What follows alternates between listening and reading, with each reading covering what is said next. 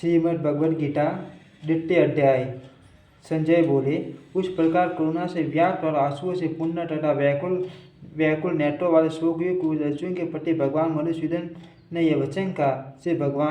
श्री भगवान बोले, हे अर्जुन, तुझे इस समय में यह मोक्ष किस हेतु से प्राप्त हुआ? क्योंकि न तो यह श्रेष्ठ पुरुषों द्वारा आश्रित है, न स्वर्ग को देने वाला और न कीर्ति को करने वाला ही। इसलिए हे अर्जुन, नपुंसकता को मत प्राप्त हो, तुझमें यह उचित नहीं जान पड़ती। हे परंतु प्रत्येक दुष्ट दुर्बलता को त्याग कर युद्ध के लिए खड़ा हो जा।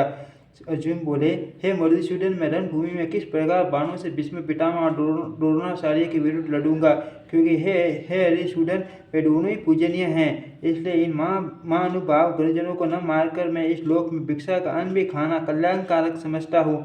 क्योंकि गुरुजनों को मारकर भी इस लोक में रूढ़ि से सने हुए अर्थ और कामरूप भोगों को ही तो भोगूंगा। हम ये भी नहीं जानते कि हमारे लिए युद्ध करना और न करना इन दोनों में से कौन सा श्रेष्ठ है, अथवा ये भी नहीं जानते कि उन्हें हम जीतेंगे या हमको वे जीतेंगे। और जिनको हम मारकर हम जीना भी नहीं चाहते, वे हमारे आत्मीय धृतराष्ट्र के पुत्र हमारे मुकाबले में खड़े हैं। इसलिए कायरता रूप दोष से उपट हुए स्वभाव वाला तथा धर्म के विषय में मोहित हुआ मैं आपसे पूछता हूँ कि जो सारे निश्चित कल्याणकारक हो वह मेरे लिए कहिए। क्योंकि मैं आपका शिष्य हूँ, इसीलिए आपके शरण हुए मुझको शिक्षा दीजिए। क्योंकि भूमि में निष्कंटक धन धान्य संपन्न राज्यों को और देवताओं के स्वामी पने को प्राप्त होकर भी मैं उस उपाय को नहीं देखता जो मेरी इंद्रियों को सुखाने वाले शोक को दूर कर सके। संजय बोले, हे राजन, निंदा को जीतने वाले अर्जुन अंतर्यामी श्री कृष्ण महाराज के प्रति इस प्रकार कहकर फिर श्री गोविंद भगवान से युद्ध नहीं करूंगा, यह स्पष्ट कहकर चुप हो गए। हे भरतवंशी धृतराष्ट्र, अंतर्यामी श्री कृष्ण महाराज दोनों सेनाओं के बीच में शोक करते हुए उस अर्जुन को डसते हुए से ये वचन बोले। श्री भगवान बोले, हे अर्जुन, तू न शोक करने योग्य मनुष्य के लिए शोक करता है और पंडितों के से वचनों को कहता है, परंतु जिनके प्राण चले गए उनके लिए और जिनके प्राण नहीं गए उनके लिए भी पंडित जन शोक नहीं करते। न तो ऐसा ही है कि मैं किसी काल में नहीं था, तू नहीं था, अथवा ये राजा लोग नहीं थे, और न ऐसा ही है कि इससे आगे हम सब नहीं रहेंगे। न तो ऐसा ही है कि मैं किसी काल में नहीं था, तू नहीं था, अथवा ये राजा लोग नहीं थे, और न ऐसा ही है कि इससे आगे हम सब नहीं रहेंगे। जैसे जीवात्मा की इस देह में बालकपन, जवानी और वृद्धावस्था होती है, वैसे अन्य शरीर की प्राप्ति होती है। उस विषय में धीर पुरुष मोहित नहीं होता। हे कुंती पुत्र, सर्दी गर्मी सुख दुख को देने वाले इंद्रिय और विषयों के संयोग तो उत्पत्ति और विनाशशील और अनित्य हैं। इसलिए हे भारत, उनको तू चयन कर।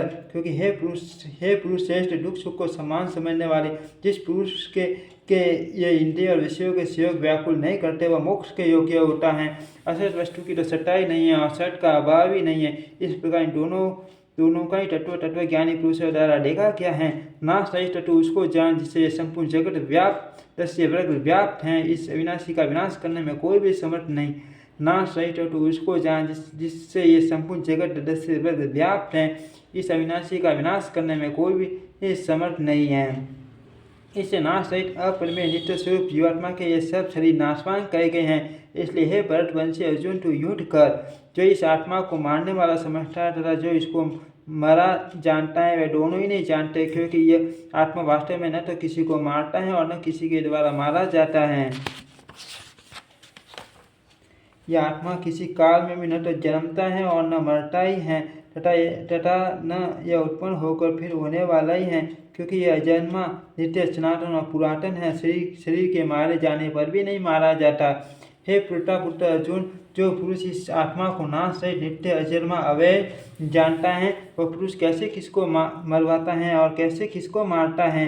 जैसे मनुष्य पुराने वस्तुओं को त्याग कर दूसरे नए वस्तुओं को ग्रहण करता है, वैसे ही जीवात्मा पुराने शरीर को त्याग कर दूसरे नए शरीर को प्राप्त होता है। इस आत्मा को शस्त्र नहीं काट सकते, इसको आग नहीं जला सकती, इसको जल नहीं गला सकता और वायु नहीं सुखा सकता।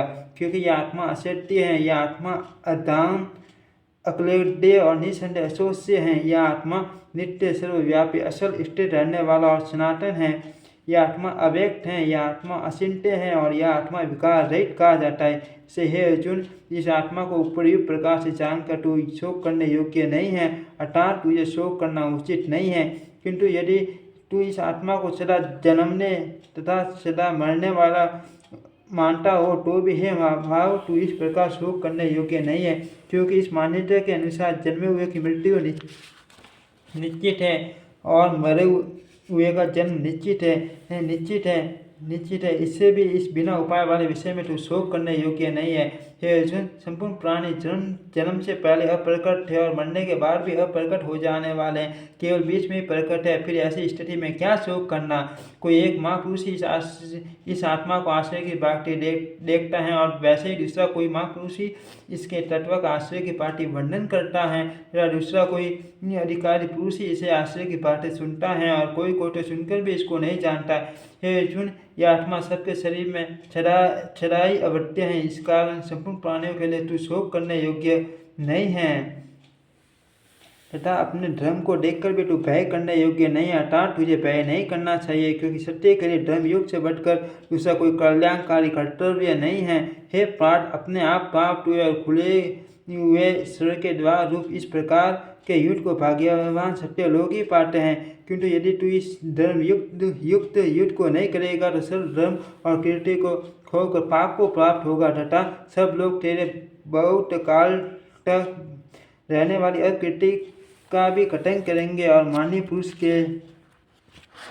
के लिए अपकीर्ति मरने से भी बढ़कर हैं, और जिनकी दृष्टि में तू पहले बहुत सम्मानित होकर अब लघुता को प्राप्त होगा, वे माननीय लोग तुझे भय के कारण युद्ध से हटा हुआ मानेंगे। तेरे वैरी लोग तेरे सामर्थ्य की निंदा करते हुए तुझे बहुत से न कहने योग्य वचन भी कहेंगे। उससे अधिक दुख और क्या होगा। या तो तू युद्ध में मारा जाकर स्वर्ग को प्राप्त होगा अथवा संग्राम में जीतकर पृथ्वी का राज्य भोगेगा। इस कारण हे अर्जुन, तू युद्ध के लिए निश्चय करके खड़ा हो जा। जय पराजय, लाभ हानि, सुख दुख को समान समझकर उसके बाद युद्ध के लिए तैयार हो जा। इस प्रकार युद्ध करने से तू पाप को नहीं प्राप्त होगा।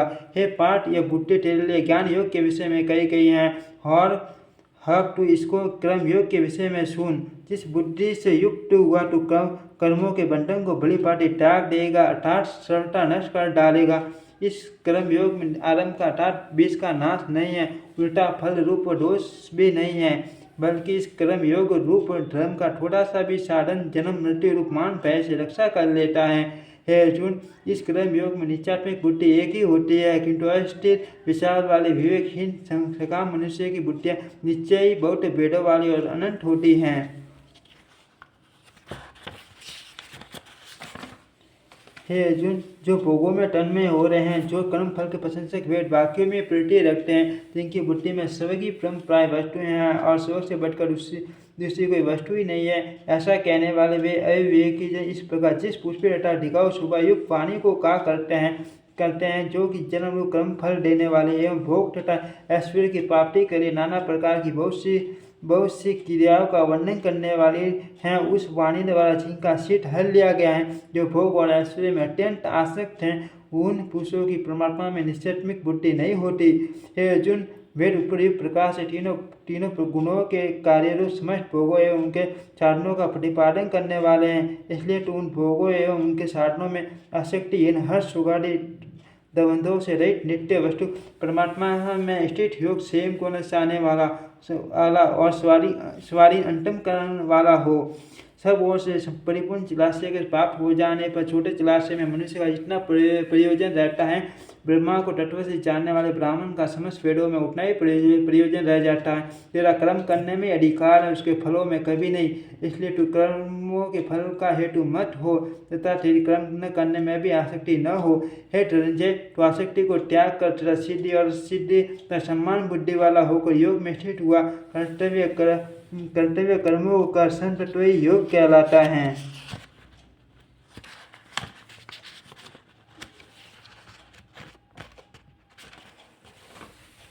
इस सम तत्व रूप बुद्धि योग से सकाम क्रम अत्यंत ही निम्न श्रेणी का है, इसलिए हे धनंजय, तू सम बुद्धि में ही रक्षा का उपाय ढूंढ, अर्थात बुद्धि योग का ही आश्रय ग्रहण कर, क्योंकि फल के हेतु बनने वाले अत्यंत दीन है।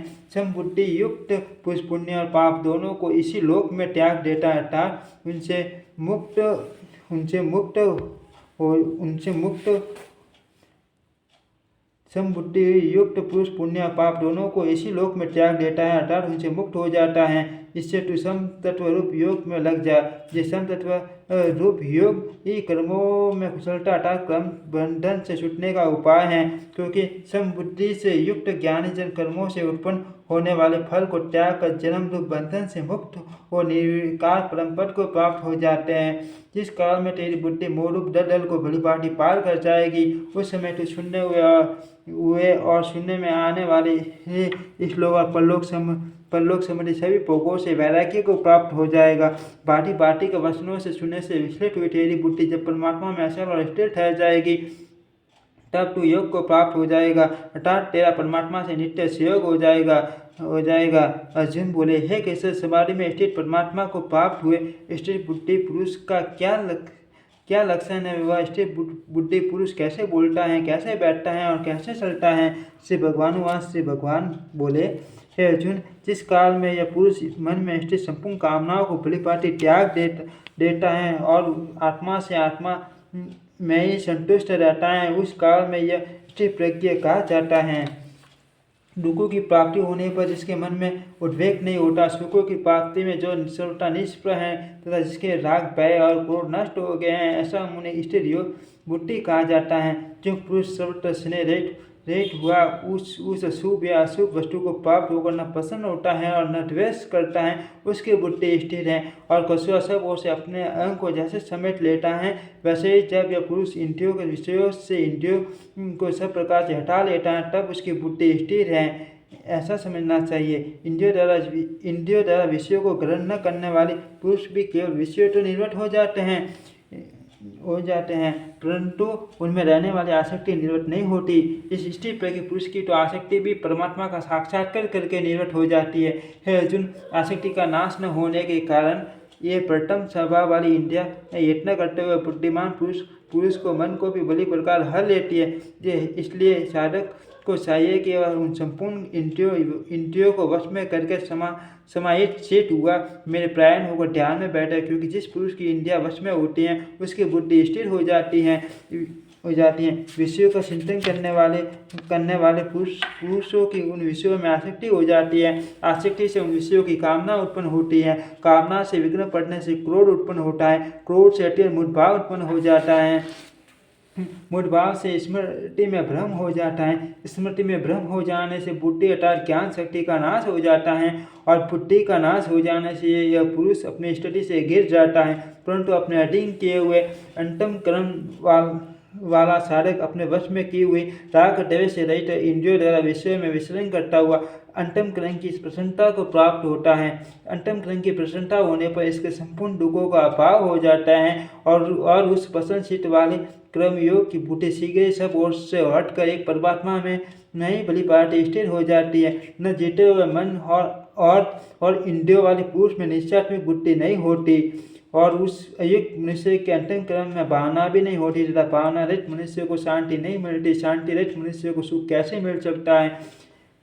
क्योंकि जैसे जल में चलने वाली नाव को वायु हल लेती है, वैसे ही विषय में विचरते हुए इंद्रियों में से मन जिस इंद्रिय के साथ रहता है वह एक ही इंद्रिय इस अयुक्त मनुष्य पुरुष की बुद्धि को हल लेती है। इसलिए हे महाभाव, जिस पुरुष की इंद्रियों के विषय में सब प्रकार से निग्रह की हुई है उसकी बुद्धि स्थिर है।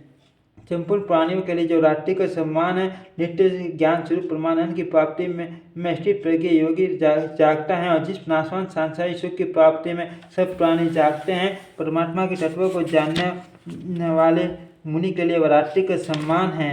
जैसे नाना नदियों का जल सब ओर से परिपूर्ण असल प्रतिष्ठा वाले समुद्र में उसको विचलित न करते हुए समा जाते हैं, वैसे ही सब भोग जिस स्थिर प्रज्ञ पुरुष किसी प्रकार का विकार उत्पन्न किए बिना ही समा जाते हैं, वही पुरुष परम शांति को प्राप्त होता है, भोगों को चाहने वाला नहीं। जो पुरुष संपूर्ण कामनाओं को त्याग कर ममता रहित, अहंकार रहित, स्पृहा रहित हुआ विचरता है, वही शांति को प्राप्त होता है, वही शांति को प्राप्त होता है। हे अर्जुन, परमा को प्राप्त हुए पुरुष की स्थिति हैं, इसको प्राप्त होकर योगी कभी मोहित नहीं होता और अनंत काल में भी इस ब्रह्मांड स्थित में स्थित होकर ब्रह्मानंद को प्राप्त हो जाता है। ओम तत्सदिति इति श्रीमद्भगवद्गीतासु उपनिषदसु ब्रह्मा विद्यायां योग शास्त्र श्री कृष्ण अर्जुन संवादे सांख्य योग नाम द्वितीय अध्याय समाप्त।